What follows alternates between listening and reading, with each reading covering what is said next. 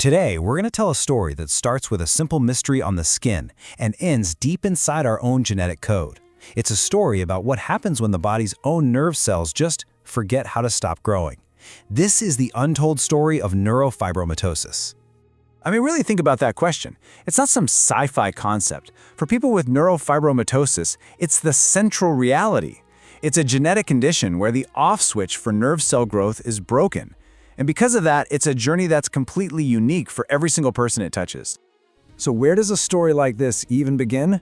Well, not in some high-tech lab of today. No, we have to go back, way back, to a dimly lit examination room over a century ago, with a doctor who started seeing a pattern that no one had ever put together before. Let's set the scene. It's 1882 in Germany. A pathologist, Dr. Friedrich von Recklinghausen, has a patient in front of him whose skin is, well, it's telling a very strange story. For hundreds of years, people with these kinds of growths were completely misunderstood, often feared and just hidden away. But he looked closer, and he had this incredible realization. These bumps weren't just on the skin, they were actually growing from the nerves themselves. And he wrote down everything he saw. He saw these tan-colored spots, and he described them almost poetically as looking like coffee with milk, what we now call café au lait spots. But the real clue was the soft bumps under the skin. They weren't just random. No, they followed the exact paths of the nerves, almost like beads on a string. Right then, he knew. This wasn't just some skin condition. This was a secret message coming from the nervous system. Okay, so Dr. von Recklinghausen had spotted this bizarre pattern. But a pattern needs a name, it needs an identity, and that is always the first, absolutely crucial step to solving any medical mystery. For a while, people just called it von Recklinghausen's disease. But science needed something more descriptive, and the name they came up with tells the whole story perfectly. Let's break it down. Neuro for nerve, fibroma for the fibrous growths, and osis, which just means a condition of. Put it all together, a condition of fibrous growths on the nerves. Simple as that. But then, just as they thought they had it figured out, the plot thickened. Researchers realized this wasn't just one thing. Some people had those coffee-colored spots and bumps all over. That became neurofibromatosis type 1, or NF1. But then there were others who mainly got tumors on the nerves for hearing, often leading to deafness. That was different. It got classified as NF2.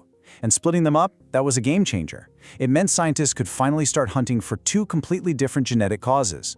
So for a long time, we knew what was happening. But the really big question, the one that took almost another 100 years to answer, was why?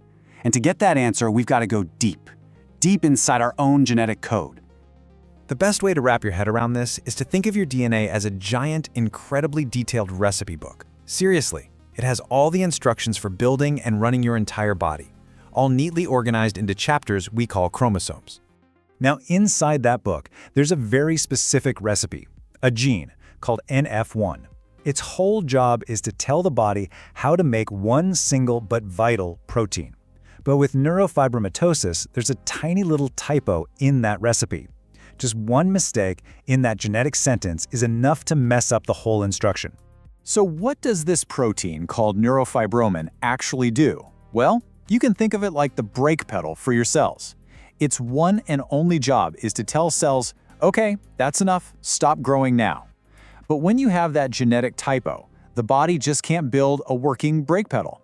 And this leads us to a biological concept with a kind of tricky name, haploinsufficiency. I know it's a mouthful, but all it really means is that having just one working copy of that brake pedal gene just isn't enough to stop the car. You have two copies of most genes. If one is broken, you need the other one to be strong enough to do the whole job. Here, it isn't. So without that second break, the cells just keep on dividing, and they form the exact tumors Dr. von Recklinghausen first saw all those years ago. Now, this genetic typo gets passed down in a way we call autosomal dominant inheritance. All that means is that you only need to get one copy of the faulty gene from one parent to have the condition. So for a parent with NF, it's literally a 50-50 coin flip for each child. But here's the fascinating part. About half of all cases are completely spontaneous. The typo just appears for the very first time out of the blue in a family's history. So understanding the genetics was this huge, monumental leap forward. But that's the science. How do we take that knowledge and actually help the people living with this every single day? This is where the focus shifts from the genetic code to the clinic, to management, and, most importantly, quality of life. Today, the approach is all about being proactive. It really starts with just watchful monitoring, regular checkups for things like vision, hearing, and blood pressure to catch any problems super early. Then, for some of the tumors, we now have these amazing targeted drugs called MEK inhibitors, which can actually shrink them by blocking that overactive growth signal. And of course, if a tumor becomes painful or is in a dangerous spot, surgery is still a critical option. This is also where genetic counseling is so important. These are the experts who sit down with families and help them truly understand that 50% coin flip. They explain the tests, they talk through what a diagnosis really means. It's all about giving parents the information they need to make the best, most informed choices for their family. Okay, so that's the picture today. But what about tomorrow? What does the future hold? Well, we are entering an absolutely incredible new era. We're moving beyond just managing the condition to maybe, just maybe, correcting it at its source. The stuff scientists are working on now is straight out of science fiction. They're designing even smarter therapies that can block the faulty growth signals with incredible precision.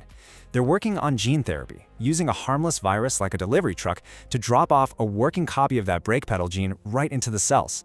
And then there's CRISPR, the famous genetic scissors that could, one day, act like a find and replace tool in a document, going in and fixing that original typo right in the DNA.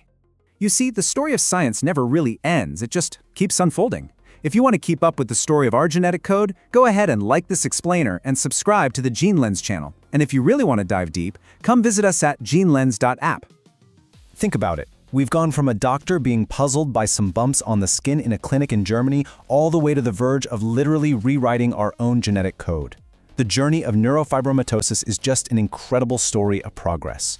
We're no longer just watching what happens, we are learning how to become the authors of a brand new and much more hopeful chapter.